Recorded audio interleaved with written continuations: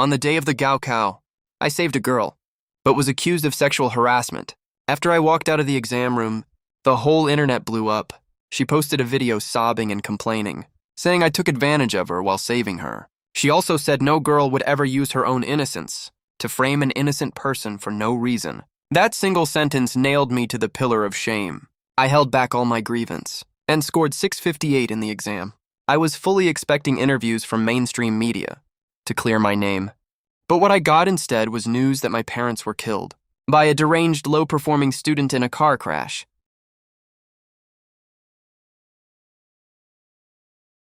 I'm reborn. I came back to the day I was heading to the gaokao. In my past life, the exam venue was pretty far, so I left 2.5 hours early to take the special gaokao bus to the exam site. While waiting for the bus, a girl next to me had a sudden heart attack. My mom is a nurse. I had learned CPR before, so I gave her first aid right away. I waited until the ambulance arrived before rushing to the exam site. But after I walked out of the exam room, I saw the entire internet condemning me. That girl's name is Jung Yue. She was also a gaokao taker. In the video, she was sitting on a hospital bed, sobbing uncontrollably, saying I took advantage of her when she passed out, since that was an old bus stop. There were no security cameras there, and it was really early in the morning. There was no one else at the stop. No one could prove my innocence. Jung Yue kept repeating over and over that no girl would ever use her own innocence to frame an innocent person for no reason. That totally nailed me to the pillar of shame. Cyberbullying hit me like a tsunami. My mom worked as a nurse. My dad ran a revolving hot pot restaurant. Right after Jung Yue's video came out, our family's restaurant was smashed up, and we had to shut it down. My mom was humiliated at the hospital and had gunk splashed all over her. I knew deep down only a good exam score could get authoritative media to speak up for me, so I held back my fear and anger to finish the rest of the exams. When the scores came out, I scored 658 points, high enough to get into Tsinghua and Peking University. That same day, Jung Yue jumped off the hospital rooftop and died. Her parents demanded 2 million RMB in compensation from my family. They hung banners in our neighborhood demanding I pay with my life. My parents were totally worn out from all the harassment. They couldn't even sleep well. When they were out delivering goods, they were chased by click-hungry influencers and crashed into a big truck driven by the deranged student's parents, and both died on the spot. I was also surrounded and harassed by a crowd. I finally managed to escape. When I got to my doorstep, I accidentally stepped on oil on the stairs and fell down to my death. Even my glasses flew off from the fall. Through blurry vision, I saw our next-door neighbor's daughter, Molly, holding an oil jug in her hand. She stared at me with hatred and glee in her eyes. Now I'm reborn again, only 50 meters away from the bus stop. Just turn the corner at the end of this path and you'll reach it. Through the sparse tree shadows by the wall, I could vaguely see Jung Yue's figure, but I didn't even glance in her direction. Instead, I stood on tiptoe to pick a rose that was sticking out from the other side of the wall and pinned it to my collar buttonhole. Then I took my earphones out of my backpack and read English words out loud along with my English app. These little moves are going to save my life later. There was a small pebble on the roadside. I kicked it along as I walked. I kicked it too hard by accident. It hit the telephone pole and bounced right behind me, then rolled right down into the roadside drain. I was only 10 steps away from the intersection. Jung Yue was swaying like she was drunk. But I turned around and jumped down the drain to chase the pebble. Then my glasses got scratched by the low wild bushes next to me, so I took off my glasses, put them in the glasses case, and tucked the case into my bag. There was no water in the drain, only dead leaves and pebbles. I just put down my bag, rolled up my sleeves, and picked them all out one by one. I arranged them from largest to smallest and placed them neatly on the curb. They were so round and so pretty. When the sun hit them, they glistened like little gems. I took photos and posted them on my WeChat moments. At this exact time in my past life, I had already arrived at the bus stop and found Jung Yue having a heart attack. That's definitely what's happening right now. I just kept taking photos and posting them nonstop. I couldn't take all these pebbles home with me. I finally picked out a heart-shaped one and wiped it over and over carefully with a tissue. I held it up high towards the sun and yelled out loud, "Heart, H-E-A-R-T, heart." As I was chanting, I even started singing, until I cried. I'm 400 degrees nearsighted. I can't even tell men from women dozens of meters away. Trees just look like a whole patch of green to me. I only realized the tree around the corner was a gardenia tree when I smelled the floral scent. Through the iron fence, I could see on the tree clusters of pure white gardenias blooming The sweet fragrance hit my nose. Behind the fence was a small garden. An old man was watering the flowers there. Cats and dogs were running around inside too. A round camera under the eave was pointing right at me. I took off my headphones and yelled loudly, "Sir, your gardenias smell so good." The old man happily picked a flower and gave it to me. He asked through the iron fence, "Are you a college entrance exam taker?" "Yeah, I'm heading to the exam site right now. Wish you success in your first exam and get admitted to your dream school. Thank you for your good wishes." The old man saw I had a rose pinned on my collar, so he cut a few bigger and prettier ones for me. He also picked several bowl-sized gardenias for me. Because of this delay, another 10 minutes passed. Finally, a few retired aunties carrying grocery baskets and reusable shopping bags walked this way. It looked like they were heading to the bus stop too. I held over a dozen big gardenias and followed behind them. One of them wore a floral shirt and had an afro perm. She smelled the flower scent, turned around and asked, "Young man, where did you get these flowers?" I squinted my eyes, then realized I wasn't wearing my glasses. I fished them out of my bag, put them on, and said, "That old man up front gave them to me. Auntie, you like them? I can give you some." I gave her 5 flowers and gave 2 to each of the other aunties. We kept walking towards the bus stop. I didn't see Zheng Yue. I only saw the green belt next to the stop was vaguely trampled down, but it was blocked by the bus stop sign, so no one noticed anything wrong for a while. I smelled the flowers, strolling slowly at the very back. When I was almost at the stop, the bus I needed finally arrived. I ran after the bus yelling, "Driver!" The driver opened the door like he was drifting. There was no one on the bus. I hopped on quickly with big steps, found the left window seat at the very back, and sat down. I put my headphones back on. The door was still open, but no one else got on. The aunties on the platform were chattering away, all talking about the college entrance exam. The door closed, and the bus kept driving. It wasn't until the bus left the stop that a white-haired grandma found Zheng Yue's phone lying on the ground, then spotted Zheng Yue herself and started screaming. One auntie was so scared she fell to the ground. The other aunties rushed over to help her up. Shouwatsu had fallen into the green belt, covered in dirt all over, her face blue and purple, but I never looked back the whole time. Actually, after I was reborn, I could have gone home and asked my dad to drive me, or taken a different route, or taken a taxi, or even stopped any random car on the road. People in Zhongcheng are super warm-hearted. As long as I told them I was an exam taker, everyone would have volunteered to drive me to the exam site. But why would I change my plans? Why would I run away? Now that I'm reborn, I want to be just out of her reach, watching her fall into hell little by little. I want her to be in despair, staring at the direction I came from at the intersection, watching and waiting for nothing. It's best if she dies right there. If she doesn't die, she'll spend the rest of her life wondering if she had slowed down a little back then, would I have fallen for her trap? Repentance is for bad people, not good people. That's what you call crushing someone's spirit completely. I arrived at the exam site smoothly with 20 minutes to spare. This is my second time taking the college entrance exam. Compared to last time when I was almost late, all nervous and panicking, this time I'm totally calm and well organized. I finished the exam smoothly and walked out. Went home and had lunch. I checked my phone before taking a nap. There was no news report about Zheng Yue. When I woke up, both my parents were home. My mom handed me a wet towel to wipe my face and said, "This morning, an exam taker had a sudden heart attack at the bus stop. They sent her to our hospital and she's in the ICU now. We don't know if she can be saved." My dad said, "I heard about that too. Such a shame. She's so young. Our son is still taking his exams. Don't mention all that stuff. We don't want to scare her. My parents are really kind people. They even feel bad she can't take the exam. They have no idea she killed our whole family in the past life. Didn't she say my first aid was unprofessional and that I was taking advantage of her? I bet she likes this outcome way more. I'm going back to take the exam this afternoon, but I don't want to take the bus anymore. I'll ask Dad to give me a ride on his e-bike. I lost them once already. Now I cherish every second I spend with them." Dad took off the cargo basket at the back of the bike. He wiped the seat over and over with a rag. He grumbled playfully, "You're even taller than your dad now. There's barely enough room for your legs. I'm 18 and 192 cm tall. Dad is only 170 cm. I was already taller than him back in middle school. You're just noticing that now." I squeezed onto the bike. I put on my helmet properly. I rested my hands on his shoulders. "Dad, when the college entrance exam ends, let's go back to our hometown to visit Grandma and Grandpa, okay?" Dad twisted the throttle gently. "That's no good. You're going to college soon. I still need to save up to buy you a house. I pressed my forehead against his broad shoulder. My eyes got a little wet. You can make money any time. But there's only one summer after the college entrance exam. Besides, our whole family hasn't gone back to our hometown together for 3 years. I miss them.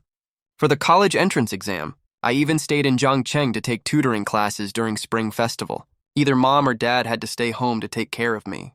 So they went back separately. Dad started hesitating. A wise man doesn't stand under a falling wall. A smart person doesn't fight with a lunatic. The best strategy is to get out of here. To convince him, I used my secret trick and shook his arm. Dad? An 18-year-old grown boy. I haven't acted all cute and coquettish in years. Dad almost couldn't stand it. Sit properly, will ya? I sat still obediently. Dad was grinning from ear to ear. All right, I just restocked today. I'll sell for one more day and stop restocking. We'll head back the day after tomorrow. We can check your exam scores at home. Make Grandma and Grandpa happy too. I walked into the exam hall. I turned around and saw Dad pushing his e-bike. He was looking at me full of love. My eyes stung again. I clenched my fist at him to make a cheering gesture. Gosheng. I finished the exam really smoothly. I've always had excellent grades. Teachers thought I was a shoo-in for Tsinghua and Peking University. If it weren't for the Zhengyue incident, I would have had a bright future. I walked out of the exam hall. Dad came to pick me up again. Hang, are you hot? Tired? Hungry? Dad opened the thermos to pour me some water. He asked me all kinds of small questions. I drank the water. I stretched my arms. Oh, Dad. I just want to sleep right now. In my past life, after the Zhengyue incident, I didn't get a single good night's sleep. I just took exams for a whole day again. My eyelids are so heavy I can barely keep them open. Dad said immediately, Right, you need to rest up and save energy. You have another whole day of exams tomorrow. He took me home. Mom was still working the night shift. Dad went to cook dinner. I took a shower. I dried my hair and went back to my room. I turned on my phone. There's still no big news online. It looks like without my help. Zhengyue's condition is really serious. She can't cause any trouble right now. But I know exactly how difficult her family is. The real trouble is still ahead. Actually, we were middle school classmates. But shortly after 7th grade started, I got into the accelerated class. I have no memory of her at all. She mentioned it herself in the video. She said I had a crush on her back then. She's like a rat from the sewer. Her hair was always greasy and wet. It looked like she hadn't washed it for 2 months. She always had a weird smell on her. And I'm pretty good looking. If you put our photos side by side, the claim that I molested her is not convincing at all. If she hadn't died, I definitely could have cleared my name. Too bad there are no what-ifs. When I was getting cyberbullied in my past life, I received an anonymous photo from someone. It showed a shabby room that looked like a storage room. The walls were covered with my photos. The post also had all kinds of small trinkets I used to lose, like towels and water bottles I lost when playing basketball, used pens, even my old underwear and worn-out sneakers. The caption on that picture said, Zhengyue's home. So Zhengwatz has been spying on my life this whole time. She even went as far as stealing and digging through trash cans. She's a total creepy perv, the kind that's tired of living anyway. Her showing up at that bus stop during the college entrance exam wasn't a coincidence at all. It was carefully planned out. Zhengyue's parents favor sons over daughters. They planned to marry her off right after high school graduation. In my past life, she called me right before she died, saying if I agreed to marry her and paid her parents 1,000,000 yuan as bride price, she would clear everything up for netizens. I felt like a random rat was forcing me to kiss it. I was so disgusted I almost threw up. Then she jumped off a building and killed herself. I recorded that phone call of hers, but it was useless. One phrase the deceased are to be respected ruined my reputation completely. But I don't understand, how did she know that I would take the bus there? I thought back to when I fell to my death in my past life. I vaguely saw Molly, my neighbor across the hall. Molly and I were in the same grade but different classes. Our families have been neighbors for over a decade, but we never visited each other. Her parents are both teachers at a private middle school. They are super strict with her. Her entire schedule for waking up, eating, doing homework, and sleeping is all planned out. And it's accurate down to the minute. If she goes overtime or fails to finish any task, she gets punished. Our rooms are next to each other. Countless times I heard her parents call her an idiot, saying she's worse than the spicy hot pot seller next door. Before my dad opened his restaurant, he sold spicy hot pot at the community entrance for a while. He opened the shop only after people loved his food. Later, when he made more money, he bought the storefront and upgraded it to a revolving hot pot restaurant. Though being self-employed isn't as respectable as being a teacher. We earn money with our own hands. What right do they have to look down on others? I already had good grades to begin with. To make my parents proud, I studied even harder. I got first place in the whole grade, every exam. I became that perfect neighbor kid all parents in the community talked about. The couple next door started scolding and hitting their kid, even more often while bringing me up as an example. My parents, on the other hand, are open-minded and loving. They treat me gently and care about me a lot. There's a very high chance Molly was jealous of me. The college entrance exam continued the next day. I did even better than I did in my past life. Getting into Tsinghua or Peking University is definitely guaranteed. After the exam, I told my dad I was going out with classmates. I actually went to the digital mall to buy 3 hidden cameras. I've got nothing to feel guilty about. And I'm tall and strong. The two of them combined can't even beat me in a fight. I'm just scared they'll play dirty tricks. So I have to take precautions. I installed one in our old anti-theft door, covered by the 3D Fu character sticker we put up for Lunar New Year. It's super hard to spot. Another one inside the house. The third one on top of the awning outside my bedroom window. Tilt the angle a little and you can see 2/3 of Molly's room clearly. If she leaves her door open, you can even see her living room right after I finished installing them and connected them to the monitoring app on my phone. I was so shocked I almost dropped my phone. I saw that on the wall opposite Molly's bed. There was a half-length portrait of me pasted up, with a huge red cross drawn over it. The stains left on it looked like blood. My face on the portrait was all torn up by darts. I finally confirmed that in my past life she was also one of the main culprits who killed me. She was also the one who sent me that picture in my past life. I looked up that account later, but it had already been canceled. But the picture hasn't been sent yet this time. I registered a new account and looked it up. Turns out it was really Molly's account. It was probably just her alt account. There weren't many posts, but they were horrifying enough. All of them were videos of abusing cats and dogs. Judging from the shooting locations, they were shot in our community and the nearby small park. Just thinking about being neighbors with this pervert for over a decade, I broke out in a cold sweat immediately. I quickly took screenshots and screen recordings of everything I saw, and saved and reposted them with my alt account. In her following list, I found a profile picture that looked familiar. After I logged into my main account, I saw that same account in my follower list too. That account has never posted anything. But I remember this account every time I posted something before. He would view it dozens of times for sure. I suspect he is Zheng Yuan. Right now, I'm putting the heart-shaped stone I picked up earlier, and my family's. I took a photo of the heart-shaped stone with the jasmine on my balcony, and posted it on my social media. Then I reposted a sweet romance story about childhood sweethearts. The second day after the college entrance exam ended, my mom had already taken half a month of annual leave in advance. My dad closed his shop for a break. The 3 of us went back to our hometown. Finally, wrapped in the warm hugs of my relatives, I got back that long-lost sense of security. With all the college entrance exam pressure off my shoulders, I completely let loose. I messed around in the rural fields with my younger brothers and the dog. But I still kept an eye on what was going on with Zheng Yue. Sure enough, on the 6th day after she was admitted to the ICU, she finally woke up. Just like in my past life, she ranted online to accuse everyone who appeared at the bus stop that day. 7 aunties, me and the bus driver, claiming we left her to die without helping. Me? Huh? The bus driver? Huh? The 7 aunties? Huh? But she's really pitiful though, because help came way too late. From when her heart attack hit to when she was found, 20 minutes had passed, and the auntie who found her didn't know first aid. Waiting for the ambulance took another 20 minutes. That's 40 minutes total, which caused irreversible damage to her body. First, malignant arrhythmia, chronic myocardial ischemia. She can't take any stimulation at all. Otherwise, she could suffer from cardiogenic shock or sudden cardiac arrest at any time. Second, brain damage. When she was unconscious, her heart stopped for about 4 to 6 minutes, which caused irreversible damage to her brain cells. Third, she was oxygen deprived for too long and developed severe kidney failure. She'll need dialysis for the rest of her life. She's only 18 years old. This happened when she was taking the college entrance exam, the most important time of her life yet. She suffered a total life disaster. Just because her situation is so terrible, do us random passersby have to pay for her misfortune, just like in my past life. Everyone who was at the bus stop got doxxed hardcore by netizens. I was obviously the last one to arrive, but I was the first one to get doxxed. Just because I'm also a college entrance exam taker, I don't know who posted a photo of me leaving home at 6:30 on the internet.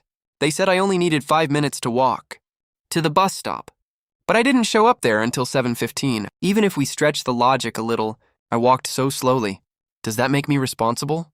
Oh, what a load of crap. Stretch any further and I'd be straight at the exam hall. I took photos the whole way there. I posted the photo of the stone on my feed at 6:50. My dad recognized the uncle who gave me the gardenias as a regular customer at his shop. He got in touch with him and asked for the security footage from his yard. The timestamp on the footage was super clear. Even my conversation with the uncle was perfectly recorded. I was still picking flowers with him at 7 o'clock, even though it was close to the bus stop.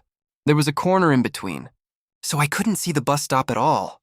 Plus, I wasn't wearing my glasses. The uncle helped me get security footage from several nearby households, proving I stayed on that small road the whole time, and only got on the bus when the group of aunties showed up. The bus security footage also proves I got on the bus before it reached the stop.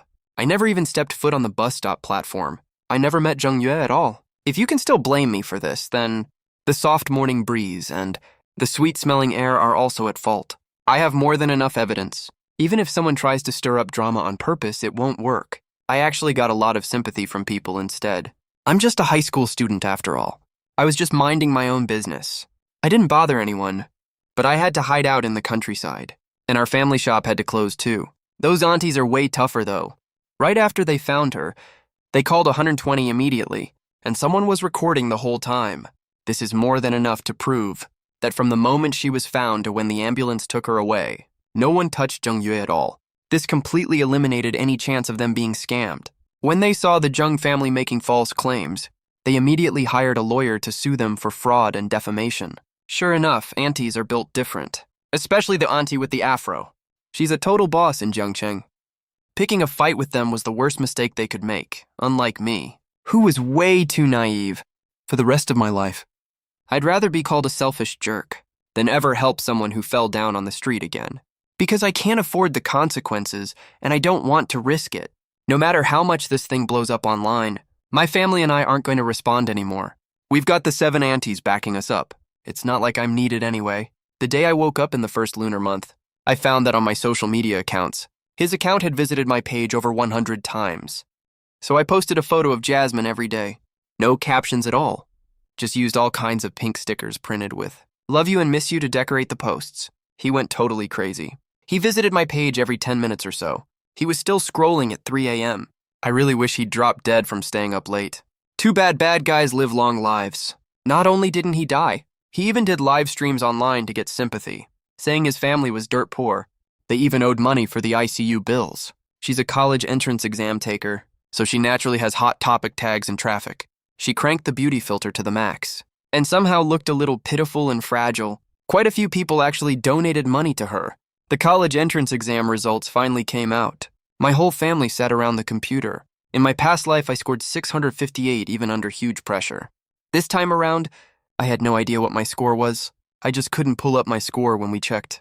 My grandpa's eyes went wide. He thought the internet back in the village was bad. My dad refreshed the page a few times. Still nothing showed up. He was so anxious, he was sweating buckets. I held on to my grandpa and whispered in case he fell from being too excited. "Grandpa, the top 50 scorers don't have their scores displayed." My parents realized it right after, too. They started yelling at each other, jumping up and down while screaming. They drew all the uncles and relatives next door over. Everyone saw how excited they were, and put 2 and 2 together, since I'm an exam taker. Ha ha ha, did Hang Hang get into Tsinghua or Peking University? All the villagers share the same last name. Me getting into Tsinghua or Peking U brings honor to our ancestors. Grandpa's hands were shaking. I patted his back to calm him down, while anxiously calling for my dad. "Dad, look at Grandpa." Grandpa waved his hand, turned around and hugged me, tears streaming down his old face. Ha ha.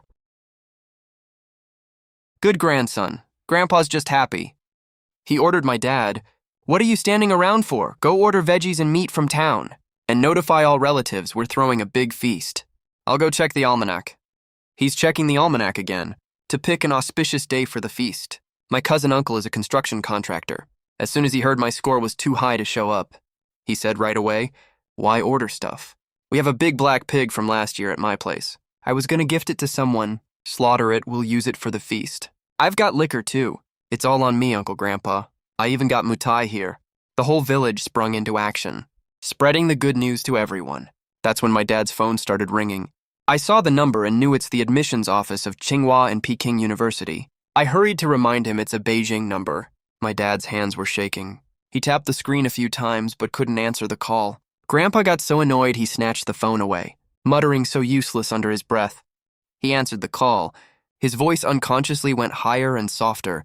Hello. I'm your grandpa. No. I'm Shenghang's grandpa. Yes, okay, thank you. Okay, great. Thank you so much. My dad pressed his ear close to the phone. Their two faces were squishing the phone so hard the sound almost cut out. I tried to reach for the phone to turn on speakerphone several times, but got pushed away every time. My mom and grandma were hugging each other, crying and laughing at the same time. After they hung up, both grandpa and dad were crying their eyes out. They hugged me from either side. Hang, buddy. It's Tsinghua and Peking University. You got into Tsinghua and Peking University. That's when I found out. I scored 708 points. I'm the top scorer in the whole province. TV stations even started calling us. The local TV station from my hometown came straight to our village.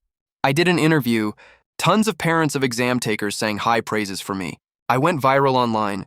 The previous incident where I was defamed by Zheng Yue became a hot topic again. It even hit the top of the trending list. I got way more sympathy. And on the flip side, Zheng Yue got torn to shreds online. Her real photos and terrible grades were all dug up. Her live stream was flooded with hate comments, saying she's an ugly person who causes unnecessary trouble. The school leaders of my middle and high school in Jiangcheng kept calling my dad nonstop, saying they want to give me a bonus. My dad couldn't sit still anymore. He wanted to go back to Jiangcheng. He needs to run his business and make money.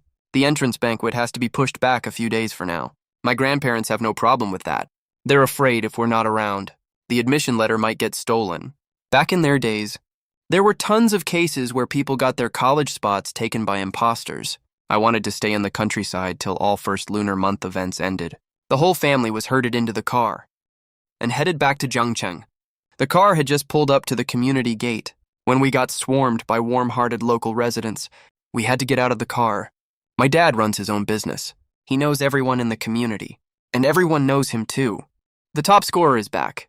Boss Sheng, how do you usually educate your kid? How did he get 708 points on the college entrance exam? Oh, we didn't do anything special. He's always been top 3 in his grade. What does he usually eat? What books does he read? He eats our malatang. Our spicy hot pot uses beef bone broth. Look how tall he is. He grew this tall from drinking beef bone soup. My dad pushed me in front of the crowd. I purposely stood on my tiptoes to show off my height. Look at his delicate, handsome features. What a promising young man. I always knew you had the makings of a top scorer. The aunties were touching me all over, saying they wanted to get some good luck, so their own kids can pass the exam with flying colors next year. It took me forever to get away. I was gonna go home when my dad tossed me a set of keys. You guys go open the shop and clean up first. I'm going to restock. I'll earn enough for your tuition in just a few days. He underestimated how valuable a top scorer's influence is before he even got back from restocking. Mom and I were still mopping floors and wiping tables. Nearby neighbors already almost packed our shop to the brim. Neighbors all volunteered to help out. They even suggested Mom rename Shengji Hot Pot to Top Scorer Hot Pot. Right as they said that, my classmates just arrived. I almost covered my face and ran away. Our whole class did pretty well this time. Everyone scored above the first-tier college cutoff. Lots of us got into key universities too. 10 years of hard study. Finally pays off when you make the honor roll. It really matches that old poem, riding high on the spring breeze. I see all the flowers of Chang'an in a single day. Everyone was praising me. They're so nice to me now, but in my past life they threw rotten cabbage at me and pelted me with stinky eggs too. With the neighbors' help, our shop's business blew up. We were busy until early morning. We only closed after we sold out all ingredients. Business for the whole street got a big boost too. The flower shop at the corner even sent us a big bouquet. Sunflowers, roses, and carnations. The 3 of us walked home together. Mom and Dad walked ahead holding hands, all lovey-dovey. I followed behind holding the bouquet. I took a selfie with the red roses in the foreground. We 3 just got to our doorstep when the door across the hall suddenly opened, revealing Molly's parents' overly ingratiating smiles. Lao Sheng, you're back so late. Yeah, business was great today. We exchanged a few meaningless pleasantries before we each went into our own homes. I took a super quick shower in a few minutes and couldn't wait to get back to my room. Sure enough, I saw Zheng Yue was visiting my profile. This account is under my real name. Lots of my classmates know about it. A bunch of people liked my post just now, asking if I'm dating someone. I didn't deny any of it. I turned on the windowsill security camera, and when I saw the footage inside, I screamed out loud in shock. Mom heard my scream and burst into the room. "What's wrong, son?"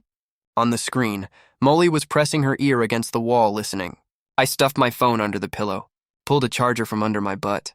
The charger poked my leg. "You're a grown-up, can't you be more careful? Let me check if your butt got hurt." No, I'm fine. It just hurt for a second." "Why are you being shy with your mom?" Right after Mom left, I put my earbuds back on and looked back at the camera footage. Molly was still pressed against the wall, staring at my window. Because of the angle, I couldn't see her face, only her loose black hair and white dress. She looked just like Sadako, but when she realized she couldn't hear anything from my side, she grabbed a dart like a maniac and lunged at the foot of the bed, stabbing my portrait repeatedly like crazy. I had no doubt, if I was standing right in front of her, she'd stab me 100 times. I quickly rummaged through my closet. To get the hand grip strengthener I hid deep inside. I exercised with it while rewatching the footage from the past few days. I found that on the day the college entrance exam ended, Molly's parents got a full set of the college entrance exam papers and made her redo all the questions she had already taken in the exam. She kept working on the papers until 2 a.m. Early the next morning, the couple gave her an extremely cruel beating. Because Molly didn't perform well in the exam, she usually got 600 points in practice tests, but her estimated score after the exam was 50 points lower. She didn't even dare to write random answers, because if her answers didn't match what she wrote in the real exam, she would get beaten even worse. But when the official scores came out, she only got 490 points. She was beaten so badly that she lay on the floor and couldn't get up for a long time. They wouldn't even let her eat anything. All the snacks in her room were taken away too. That night, she stood right next to my window like a resentful ghost and stared at me the whole night. For the next few days, she did the exact same thing every day. No horror movie is half as scary as a woman on the other side of the wall, staring at me through the window with pitch-black eyes all night long. Wait, but all this is nothing compared to my entire family's miserable death in my past life, right? I fought back the uncomfortable feeling and pulled the curtain halfway open. I leaned against the wall and took a selfie through the window. The camera captured not only my side profile, but also Molly in the background. The beauty filter turned the creepy scene into a viral, moody aesthetic shot instantly. This time I added a caption and posted it. "Don't be scared, I'm here." Sure enough, Jung-yue went online right away. Then I deleted this post that was only visible to him. I also set the picture to delete after viewing. Screenshots were disabled. Screen recording was disabled too. No trace of the post was left on the platform at all, but it would leave a deep mark on that psycho's mind. After I deleted the post, I shared a song called Little Star. There are lots of posters of this singer, pasted on Molly's bedroom wall. I had even heard her play this song before. For this new post, Jung-yue kept viewing it from midnight to 4 a.m. He listened to the song over and over again. For the next week, I did the exact same thing every day. Finally, it was the day before Jung-yue was discharged from the hospital. In the junior high school alumni group chat, everyone was organizing a group visit to see him. Some classmates even asked me to go with them. I straight up left the group chat and blocked the few junior high classmates I still had on my contact list. The first thing Jung-yue did when he woke up was falsely accuse me of leaving him to die. The news was such a huge public incident. There's no way they didn't know about it. Why are they acting like such saints to me? I just want him to know exactly how much I loathe him, and the more I loathe him, the sweeter I am to Molly. Every night we stare at each other across the wall, listen to the same song, and look at the same starry sky. The day Jung-yue was discharged from the hospital, my family of 3 packed up all our stuff and went back to our hometown. All we brought were my high school study materials. My mom told me, Molly's mom said Molly didn't do well, so she's going to retake the exam. And she wants to borrow your study materials. I told her I already gave all of them away. That couple used to hold their heads up high and snub your mom and I every time they saw us. You made us really proud this time, but we're not pushovers either. Why the hell should we lend her anything? As soon as the news that I was the top scorer of the college entrance exam got out, all the people in the neighborhood came to our house. They took all my used study materials, pens, notebooks, even the desk mat I used in exchange for gifts. They brought all kinds of gifts like tea, cigarettes, and alcohol, and were super polite to us. We didn't accept any of the gifts, of course, but we really appreciated their kind gesture. Why does that family have the thick skin to even ask for it? My dad was so proud he was practically floating. He hid all my key review materials and brought them back to the hometown for my younger cousins to use, hoping we would have more talented students in the family, and sure enough, my grandparents, aunts, and uncles treated us like royalty. They all praised me as the reincarnation of the god of literature. The day we held my college admission banquet in my hometown was the same day as my high school classmates' party in the city. I spent the whole day receiving relatives. I could only go online when I had a little free time. I saw from some high school classmates' social media feeds that they really had a party that night, and Molly and Jung Ye were both at the same party. Before the banquet started, my grandpa took me to our ancestors' graves to burn joss paper, to tell our ancestors that our family had a top scorer now. Amid the curling wisps of smoke, I kowtowed to the ancestors and made a wish that Jung Ye's psycho tendencies would act up that night and take Molly away with him. I never thought my ancestors would actually answer my wish. It was late at night. I was almost asleep when a phone call woke me up. It was my classmate calling. Shenghang, Songwat is dead. Check the group chat right now. I opened the high school group chat and saw a lot of real-time photos and videos posted there. I quickly pieced together what had happened. It happened on the street not far from my house. Some of the classmates who just finished the party were chatting. Others were waiting for their rides. Molly was walking with Jung Ye. No one knew what they were talking about. They suddenly started arguing fiercely. Everyone only got a few bits of information. That on the day of the college entrance exam, Jung Ye was waiting for the bus. She was on a call with Molly at that time. She had an episode after getting triggered all of a sudden. The two fought like they hated each other's guts. Right at that moment, a dump truck carrying sand and gravel drove past really fast. Jung Ye suddenly shoved Molly hard toward the road. Molly was no pushover either. She grabbed Jung Ye tight and wouldn't let go. Both of them got run over by the wheels at the same time.